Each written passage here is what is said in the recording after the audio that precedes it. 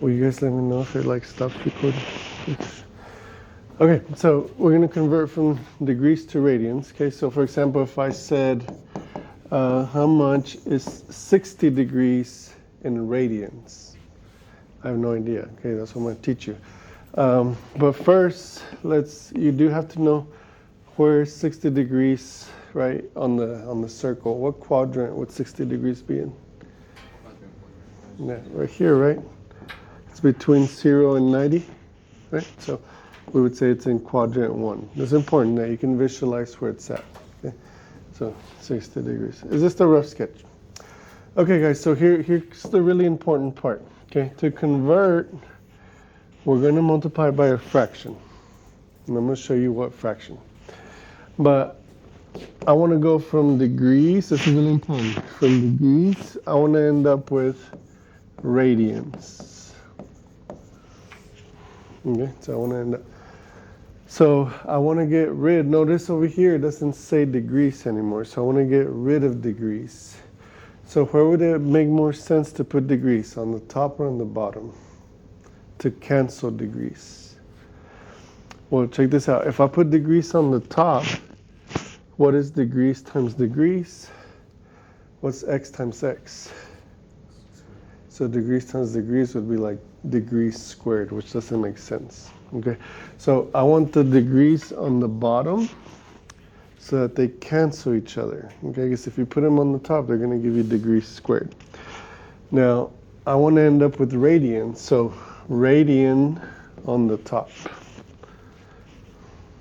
Okay, now look, what was the most important definition that I gave you?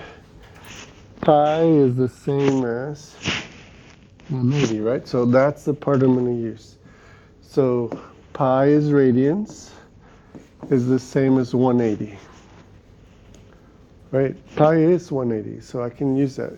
Because since they're equivalent to each other, it's like I'm multiplying by 1, so I'm not really changing anything. Okay? So check out what happens. These cancel, because one's on top, one's on the bottom. And that leaves you only with radians, which is what I want. Okay, so in other words, let me simplify it for you. Whatever you want to end up with, in this case radians, you put that on the top. And you're always going to use 180 and pi. The only thing that switches is sometimes you put 180 on top, sometimes you put 180 on the bottom. That's the only thing. Does that make sense? Okay, so here's what you do. 60 times pi is 60 pi. This is really over 1. So 1 times 180 is 180. So my answer is 60 pi over 180 radians. Well, that's a really ugly fraction. We can shrink it down. For example, the zeros cancel. You're going to always shrink it down. Okay, so once you get it to this point, you simplify. What number goes into 6 and 18? 6. 2 as well, and 3. But you want to pick the bigger number. So 6 divided by 6 is 1. And then 18 divided by 6 is 3.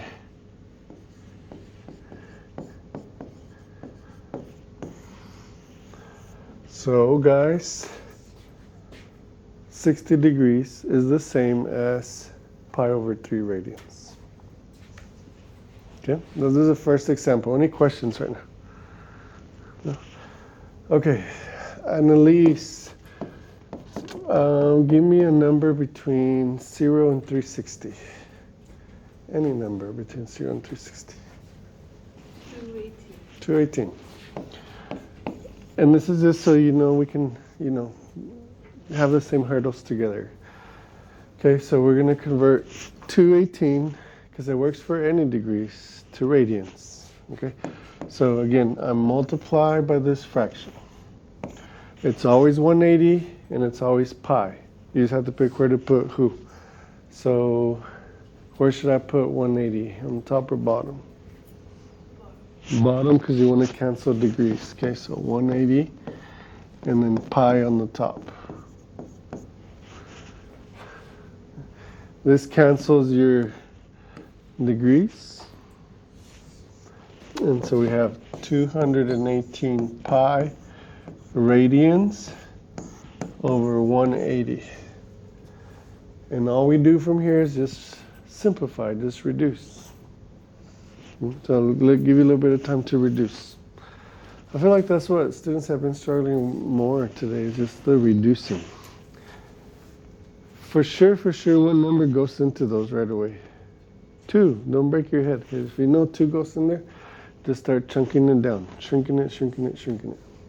So divide top and bottom by 2, and then if you can divide it again until you can get it as far down as you can.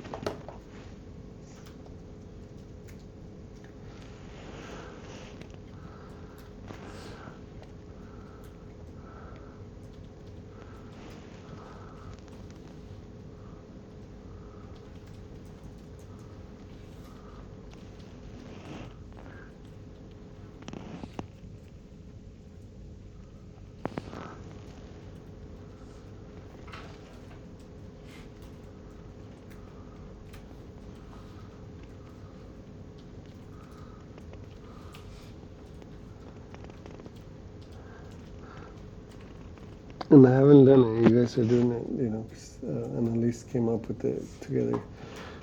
What does it go down to? It's okay, we can check with each other.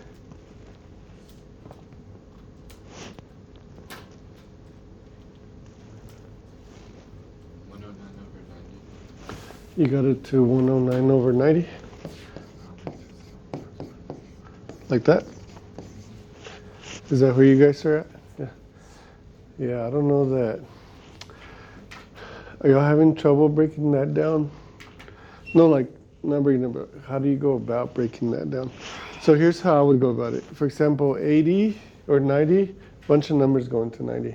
The tricky one here is 109. Does anything go into 109? Do you guys know how to find out if numbers go into 109 besides like just dividing it by every single number? No, let me show you real quick, just a reminder. Go to y equals, or your calculator. It's a handy like skill to have. And then do 109 divided by x. And then pull up your table. And then you're looking for whole numbers. That's going to give you all the numbers that multiply to 109. But look for like whole numbers. Is there any whole numbers that multiply to 109? No. So that means, and you can save yourself time to not having to crunch so many numbers, because if there's no numbers that go into 109, then that's it. That's your dead end. That makes sense? Okay. All right. We're going to do some more of those. Okay. Any question right now, though? Okay. But before that, let me teach you how to go the